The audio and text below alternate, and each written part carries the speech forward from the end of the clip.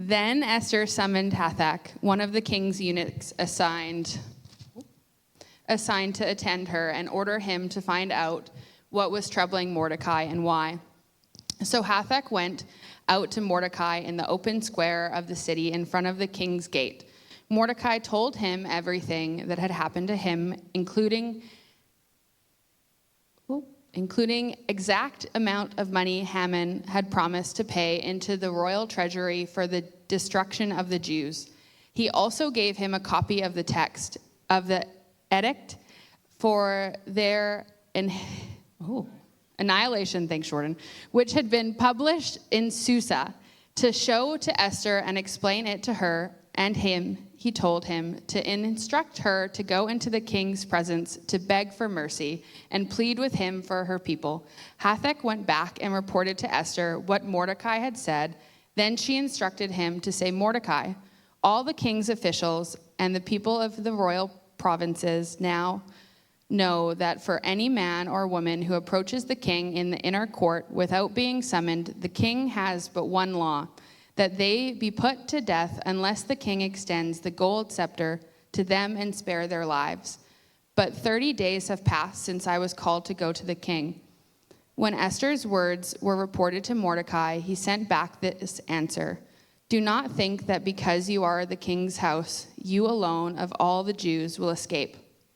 For if you remain silent at this time, relief and deliverance for the Jews will arise from another place, but you and your father's family will perish.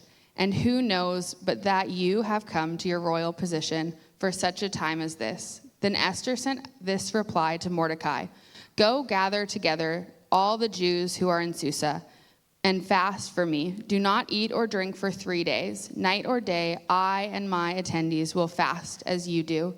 When this is done, I will go to the king, even though it is against the law, and if I perish, I perish. So Mordecai went away and carried out all of Esther's instructions. Thanks, Katie.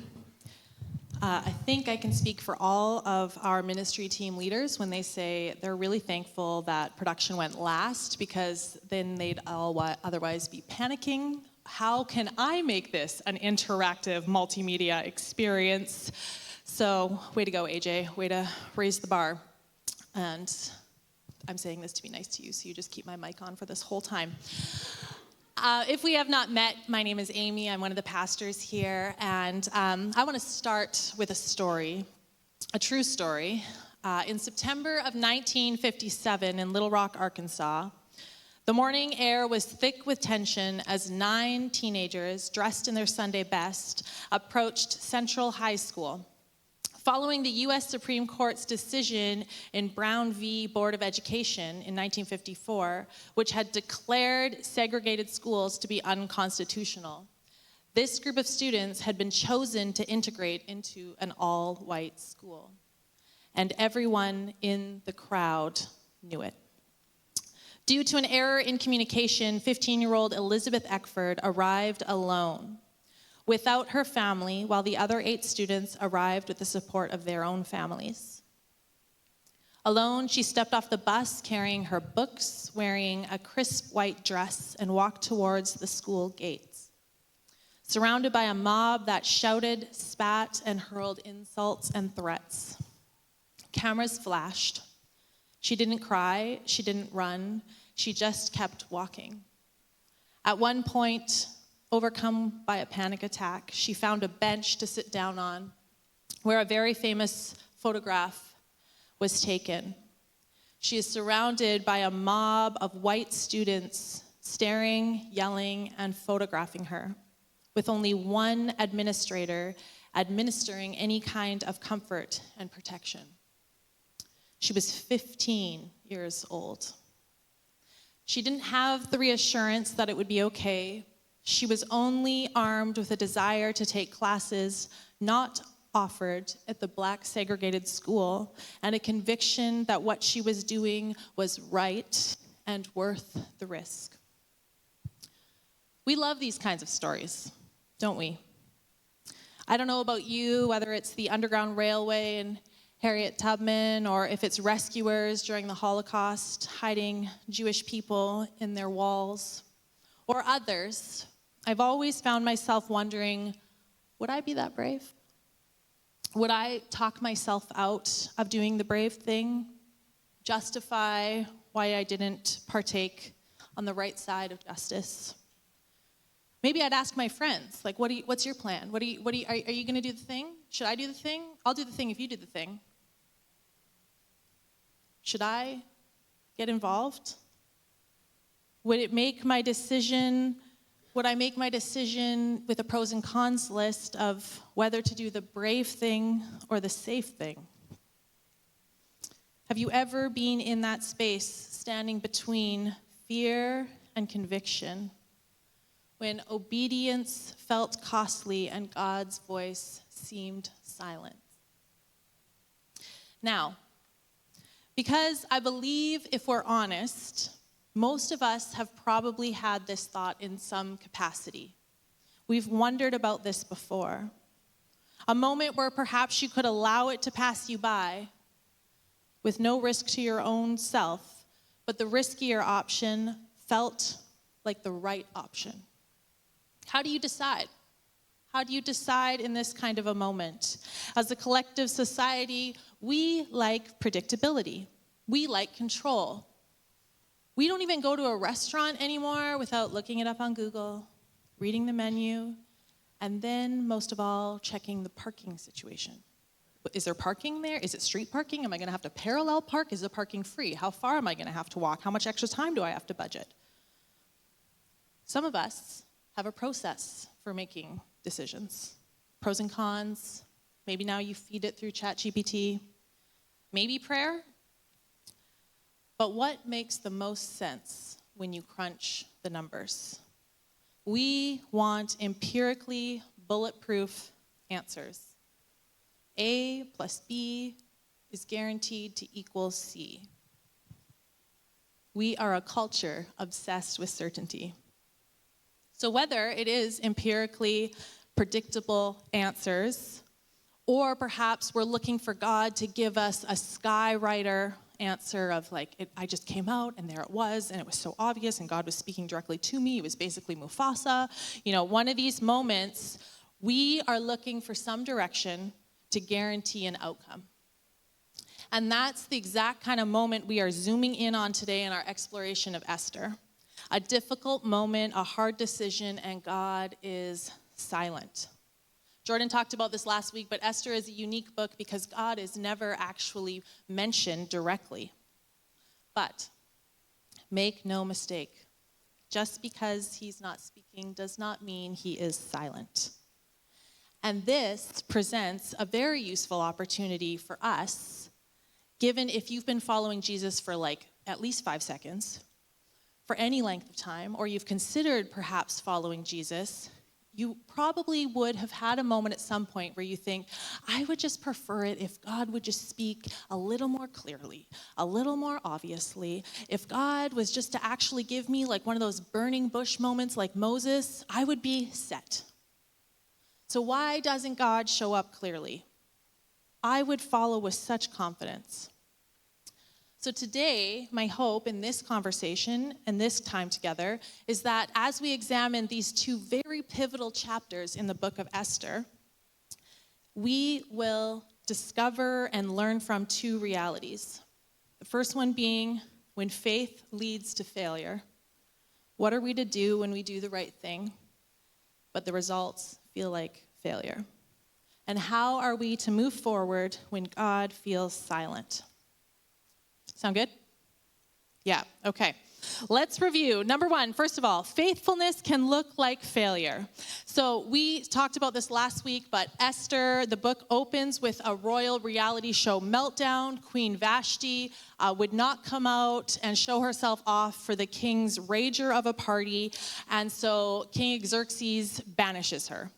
To find a new queen, he holds this huge beauty pageant across the empire, and a young Jewish girl named Esther wins. And through all of this, she keeps her Jewish identity a secret, and Esther's cousin Mordecai, who has raised her since she was a child, while she is now in the palace, he lands a government job near the gates. And one day, while serving in his position, he overhears a plot to kill the king, and he discloses this, and the individuals responsible are punished, and he is a little bit, like, I think, given a thumbs up. Like, he wasn't given much, but it was appreciated, he was appreciated for his service. So, everything seems to be going well for Mordecai and Esther. But then a new character enters the chat. A man named Haman is promoted to power, and Mordecai's refusal to bow down to him sets off a chain reaction that puts an entire race at risk. So we're going to land in verse 2 of chapter 3. All the royal officials at the king's gate knelt down and paid honor to Haman, for the king had commanded this concerning him. But Mordecai would not kneel down or pay him honor. The royal officials at the king's gate asked Mordecai, "Why do you disobey the king's command?" Verse 4. Day after day, they spoke to him, but he refused to comply. Therefore, they told Haman to see about whether Mordecai's behavior was to be tolerated, for he had told them he was a Jew. When Haman saw Mordecai would not kneel down or pay him honor, he was enraged. Yet, having learned that who Mordecai's people were, he scorned the idea of killing only Mordecai. Instead, Haman looked for a way to destroy all of Mordecai's people, the Jews throughout the whole kingdom of Xerxes. Then Haman said to King Xerxes, "There is a certain people dispersed among the peoples in all the provinces of your kingdom who keep themselves separate. Their customs are different from those of all the people, and they do not obey the king's laws. It is not in the king's best interest to tolerate them. If it pleases the king, let a decree be issued to destroy them, and I will give 10,000 talents of silver to the king's administrators for the royal treasury." Now, here is our very first moment of when you do the right thing and it bites you in the butt. Mordecai refused to honor Haman, and he did so again and again and again. And each time, he makes a decision. One without a guarantee of safety or wealth or honor was actually a choice that could cost him everything. Now, there's a small caveat that I want to make because I have seen this story weaponized. There is a group of people who would read this story and say, "Yes, I'm going to take a stand against whatever the cause is," some kind of hot button issue in our current culture. And when they take said stand, and the consequences come of not obeying the law or whatever that is, they cite persecution for their faith. And I want to be very, very clear about what is being said in this text that we might not know. When we read this, we often do not read it with a proper history. Jews were accustomed to bowing before governing officials and others as a sign of respect. Many people would do so, kind of a courteous bow, like we would give a handshake. But the relationship between Mordecai and Haman went much further. Haman was an Amalekite, which is a group of people that is talked about a lot in the Old Testament, a nation of people with a long history of destroying the Jewish people. They were bent on the Jewish people's destruction. We read about it in Exodus, and we also read about a very gory battle in Deuteronomy, scripture stating that they would be at war forever, and their history with the Amalekites was a very bloody one. That it says in this text that God would never forget. So for Mordecai to bow to Haman, a man with a history and a lineage and a hatred towards Mordecai's people, was morally impossible for Mordecai. This wasn't to do with he was taking a stand against the entire government. He had an issue with this specific person. And as a result, the injustice that was heaped upon Mordecai was partially of his own doing, but it was catalyzed by generations of war, prejudice, and evil. Mordecai is the tip of the arrow, but even more painfully, he feels responsible for his entire people group that would die as a result of Haman's hatred. Haman then goes to the king in all of his own pride and ego and appeals to the king's pride and ego and says, it's not a good look. These people, they don't obey you. They don't agree with you. It's actually better if you wipe them out. It would be better for the whole kingdom. And I'll even pay the treasury handsomely from the plunders that we take. Have you ever been in this position? I don't mean that you are standing before a king. But what I do mean is your character, your intentions, your history is misunderstood and misused for leverage for somebody else's own personal gain. I can think of moments, perhaps not this dramatic, but I can think of moments where I felt misunderstood, and if I could only share my side of the story, I can't imagine for Mordecai when it's an entire nationality of people that are at risk because of a misrepresentation. And of course, what follows is the king removes his signet ring and hands it to Haman, which is basically, you can do whatever you like. You have my ring that makes it so. It is an irrevocable decision. This is all the authority Haman needs. Now, verse 13 says, dispatchers were sent by couriers all over the king's provinces and ordered to destroy, kill, and annihilate all of the Jews, young and old, women and children, on one single day. Now, this day we're talking about is like a year later. They've set a date. And this is where it gets really weird. In verse 15, it says, the king and Haman sat down to drink, but the city of Susa was bewildered. They pour a glass of wine. Just another day for the two of them. The city has just received this incredibly horrific news. And I don't know about you, but I've had moments where I have received news, I'm walking through something, and I'm watching other people walk by on the street, and I'm like, this is just another day for them. They have no idea. And it can be incredibly painful when you feel like others are oblivious to the current crisis you are suffering through, the grief that you are holding on to. And it's even worse when you feel like there are those that are celebrating the pain that you are feeling. Have you ever felt that level of devastating isolation? It's its own kind of pain to go through the motions but feel internally devastated, especially when you feel like you have done the right thing. And I can't even imagine what that felt like for Mordecai. There must have been some level of inner confusion and conflict. I did the right thing, God. I did what I believed honored who you are. And look what happened. I think about moments where this is the reality. A whistleblower that loses their job. A parent who chooses not to slander the other parent in a custody dispute and loses out on their children. A friend who tells the truth and loses a relationship. All of these ring of it's not fair. And as we move into chapter 4, we see Mordecai's response to this reality. He is beyond devastated. But not just for himself, but for the entire nation. The nation is fasting and weeping and wailing and laying in sackcloth and ashes. It is unquenchable, and I don't think I could actually put into words what that feels like. But when Esther hears of Mordecai and his wailing and gnashing of teeth and all of these things, she's in great distress. So you know what she does? She sends him clothes. She sends her aides with some clothes, and I want to highlight this for a second because it's something we could kind of just look over.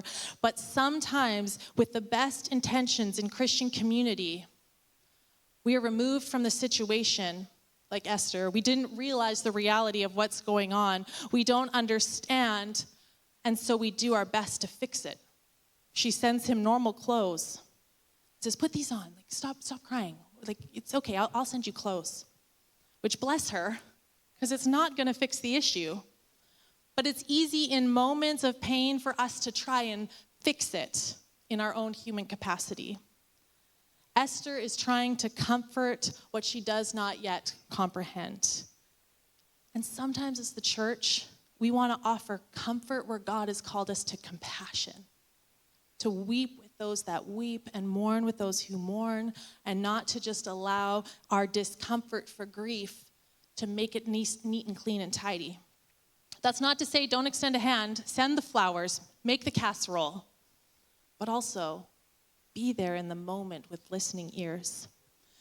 So Mordecai rejects her offer of clothes and fills the aides in on what has happened, and he says, please go to the king and beg for mercy. You need to do this.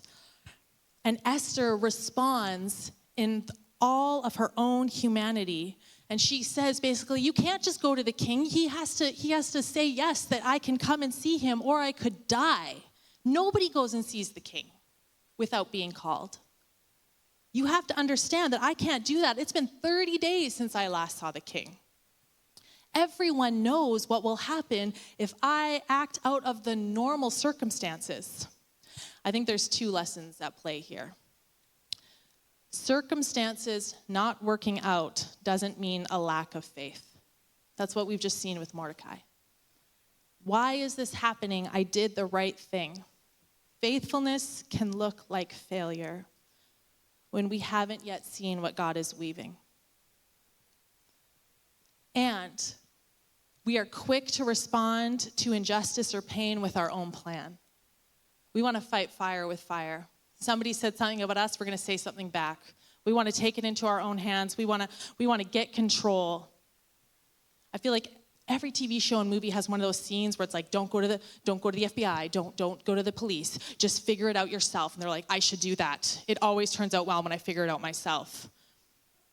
We want control when faced with injustice. So now what? Where do they go from here? They can't go back. This is happening. Has there ever been a moment that you're like, there was then and there's now, and there's not returning to life before this event? And things seem to just keep rolling. It's like that scene where the dark clouds come in and the wind picks up and you can hear the thunderclaps start in the background and the rain begins to drizzle and you know the storm is coming and there's no stopping it. The pain is visceral and the reality is real. It's easy to read Bible stories, especially if you've heard them before, and not feel the weight. But I've spent time intentionally in this moment to draw out the level of devastation that is being felt by the Jewish people. There is nothing we can do. What are we going to do? It is an impossibly dark moment, and it doesn't have any hope. And yet, what happens next is meant to be a lesson and affirmation to us that we can still move forward in faith. When God feels hidden and the outcome looks sealed, faith isn't about fixing. It is about trusting his unseen hand is still at work. And in the very next moment, we'll see what that kind of faith looks like. A second point is faith acts without emotional reassurance. I want to highlight part of Esther's response to Mordecai's request. It's fear. I've seen it all over t-shirts and coffee tumblers and on Pinterest. Faith over fear. And this might be a controversial hot take, but I find it harmful. Because I actually believe that fear is a God-given emotion. It is meant to keep us safe, but also sometimes it keeps us paralyzed.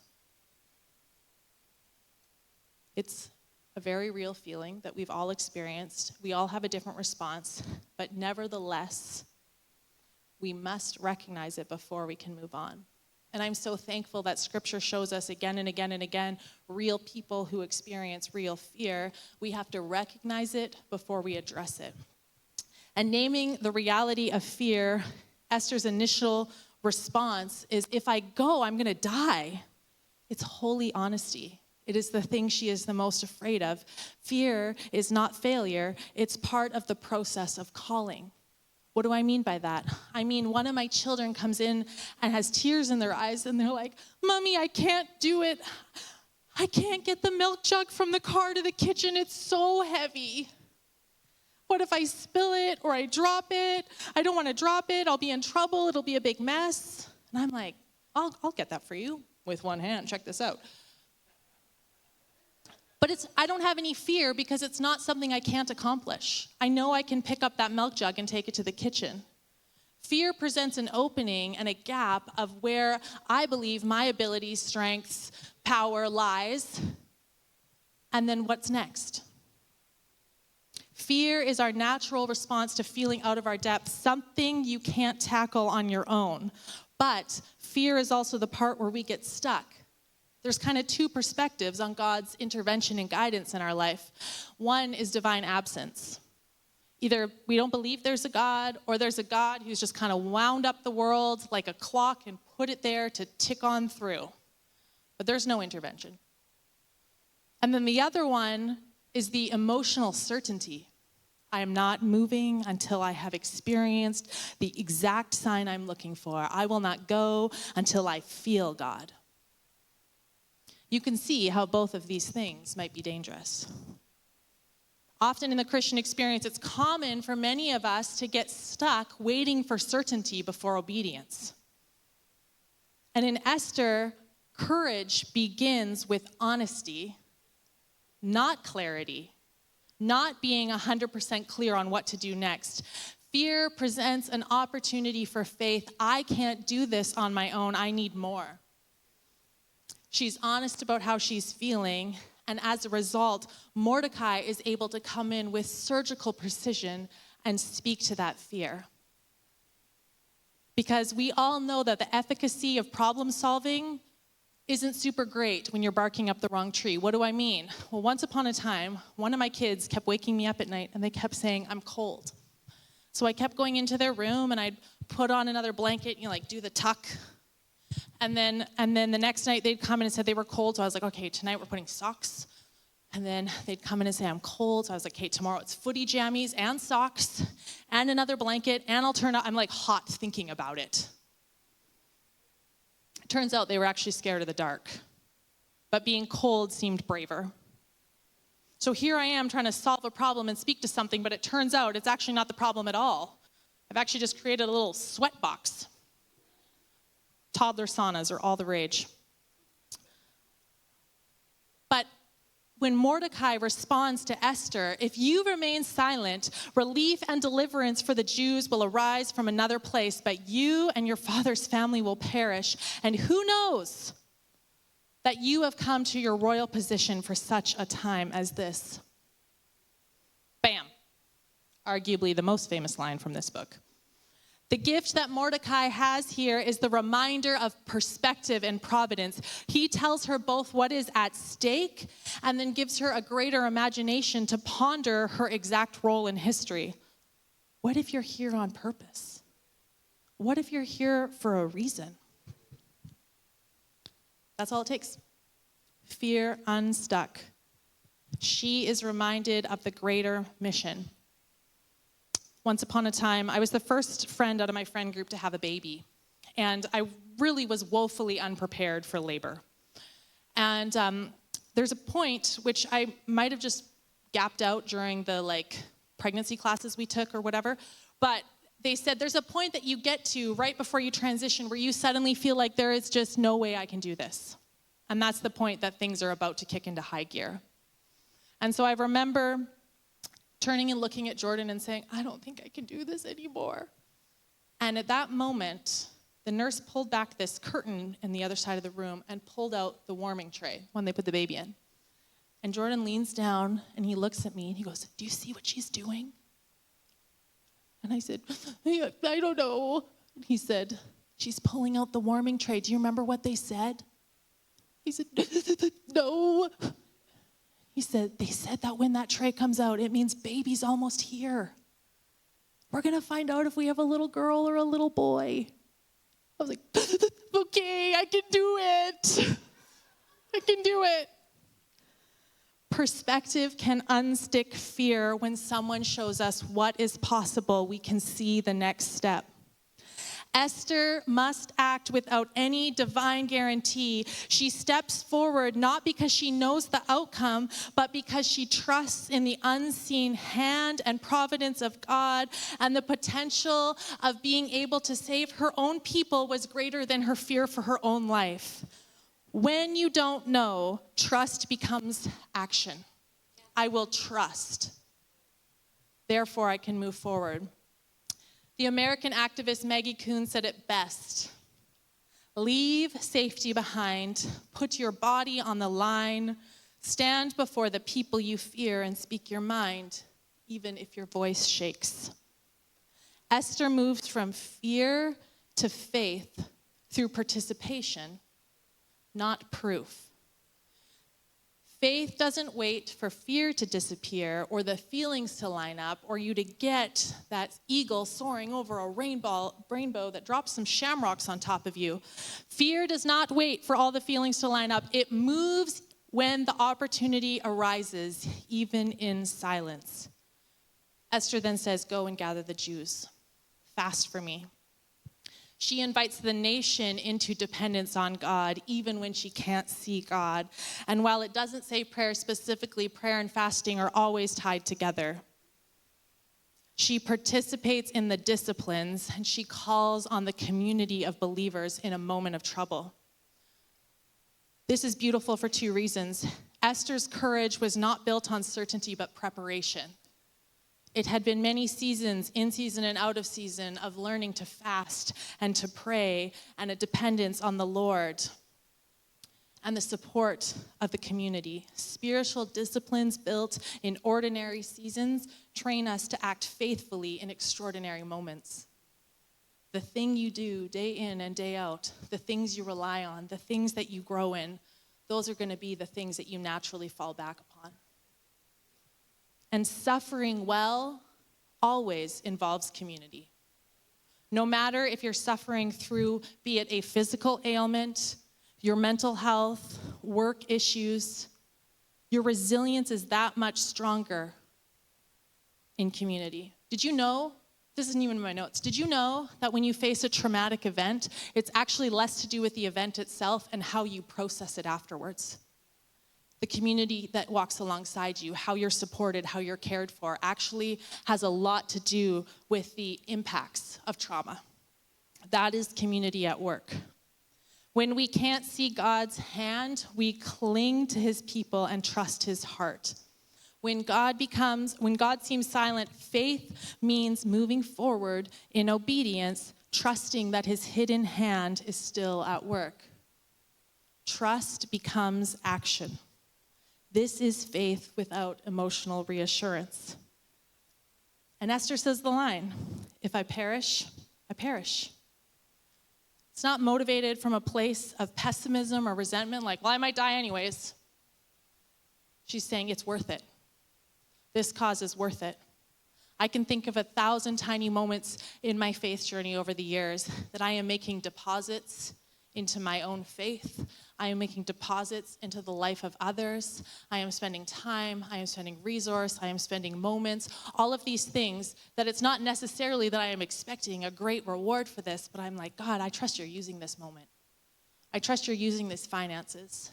I trust you're using this time that I could have prioritized this thing, but I'm gonna center myself on you first. The opportunities we have in front of us are often subtle while we're busy coveting and looking at the opportunities of others. If only my life was like that, I could get so much more done. What are the moments in front of you that there's opportunities to walk in trust and walk in faith, even though you're not seeing the clarity? So 2 takeaways on having faith without reassurance. Remember, honesty about your fear allows faith to grow. And practicing spiritual disciplines and leaning on community equips us to move in obedience when God seems silent. Community is key. So Mordecai went away and did as Esther requested, and God had still not revealed himself. Nothing has changed, but faith is still on the move without emotional reassurance. The key is trust. They are trusting everything. They are doing everything they can, and trusting God is in it all and over it all. I want to invite the keys up. As I conclude, this is a moment we remember God is hidden, not absent. Esther, in the moment that counted, understood the gravity of her surrender. She didn't live with fluffy faith. She counted the cost and was surrendered to it, not condemned by it. She understood what was at stake and the very real possibility of her own execution. What gave her the courage to move forward even though God was silent? Trust in the faithful hand of God. She honored the voices in her community. First with Mordecai, he reminded her what was at stake. We need others in our lives that remind us what's at stake. People that hold the same values as us. People that will remind us of what's really important. That friend who's not wowed by your big, shiny job, but is concerned that you haven't made it to one of your kids' basketball games this year. Those friends that are praying and trusting and believing for healing on your cancer journey, but still drive you to your chemo treatments. Maybe it's not a miraculous healing, maybe it's a medical healing. We're just trusting God's hand and timing in all of this. That group of friends that sees the pain on your face as once again you are standing up as a bridesmaid in your friend's wedding and says, don't compromise. We know how badly you want to be married, but don't settle. We know you're worth more than that. These are people that'll keep you on the path, that'll help you see beyond yourself. These are the Mordecais to your Esther. It is these kind of people that help you see for more. Sometimes God's silence is an absence. It's an invitation to act in faith anyway. Courage is not the absence of fear. Faith isn't the absence of uncertainty. Faith is often expressed and experienced best in the dark when we don't have clarity. In 2008, 51 years later, 7 silver-haired, rounded-shouldered African-American seniors looked on from the VIP box at the inauguration of the first black man ever elected president of the United States. The faith and conviction they showed in a moment when many would have folded, the courage to move forward without certainty, the persistence through daily torturing by their classmates, landed them here. And their contribution was not only the sacrifice in those hallways, but Elizabeth Eckford, who we talked about earlier, did not attend the inauguration. She cited that 1, she couldn't afford the trip, but 2, she could never again be in a large crowd from the PTSD she suffered as a result of her experiences in Little Rock. But President Obama has been quoted as saying that he could aspire to climb the steps of the White House because the Little Rock 9 climbed the steps of Central High School. Our world is better because of their bravery and sacrifice. Something that we may not understand in our current context, but the kingdom of Xerxes extended all the way to the lands of Israel. If he had been able to, if Haman had had his way, they would have wiped all the Jews out of the kingdom, which would have meant Jesus would never have been born. And the story of Esther, the seeming injustice and the misunderstanding and the betrayal is not unlike that of the story of Christ. The man, the nobody from Nazareth, who, as Jordan talked about last week, also prayed and petitioned with drops of blood sweating from his brow, God, if there's any other way, but not my will, but yours. Friends, God has not changed the way he works. The moments of fear and uncertainty and unknowing, what is the right decision. He's inviting you to surrender, to trust him, to know him deeper. And like Esther, courage is not about knowing the outcome, but it is about trusting in the Lord who is faithful to provide. That is the beauty and surrender of a God who is not always on display, who is often hidden, but is never absent. If you're able, could you stand with me? I'm going to invite the prayer team up. Perhaps there is things in your own life that are on your mind right now. You're thinking, man, this has been rattling around for a long time. I don't feel brave. I don't feel like I know what to do. I feel like one option presents this positive and this one presents that positive, but this has, you know what I mean? Maybe you need to pray with somebody today. Maybe you walked in here and something completely unrelated to what we just talked about has consumed your mind this entire morning. Maybe you need to pray with somebody today. Our prayer team is here. They're excited to spend those moments with you and partner with you and pray with you. So I would love if you just took advantage of that if need be. But we're going to sing now, and I hope that you are comforted and encouraged by the faithfulness and the grace of God. Let's sing together.